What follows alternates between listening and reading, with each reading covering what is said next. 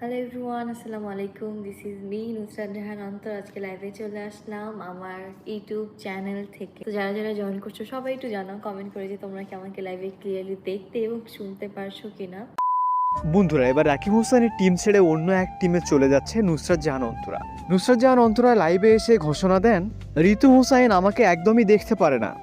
আর এদিকে রাকিব হোসাইনও ঋতু হোসাইনের পক্ষে কথা বলে। এই জন্যই মূলত আমি রাকিব হোসাইনের টিমে আর কাজ করতে চাই না। বন্ধুরা, আসলে কি হতে চলেছে রাকিব হোসাইন টিমে? অন্তরা যদি রাকিবের টিম ছেড়ে চলে যায় তাহলে কি হবে রাকিবের টিমের?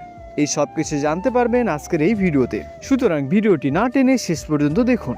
বন্ধুরা, সম্প্রতি রাকিব হোসেন ঘোষণা দিয়েছেন তিনি আর ব্লগ করবেন না, অর্থাৎ ব্লগিং ছেড়ে অন্য পেশায় যুক্ত হবেন। কিন্তু এর পিছনে আসল রহস্য কি? যখন তার ভক্তরা আসল রহস্য খুঁজতে যাচ্ছিল ঠিক তখনই পেয়ে গেল রহস্য। নুসরাত জাহান অন্তরার সঙ্গে রাকিব হোসেনের বনিবানা হচ্ছে না, অর্থাৎ রাকিব হোসেনের কথা নুসরাত জাহান অন্তরা শুনতেছে না। এই জন্যই মূলত রাকিব হোসেন ব্লক করা ছেড়ে দেবে এবং নুসরাত জাহান অন্তরাকে টিম থেকে বাদ দিবে।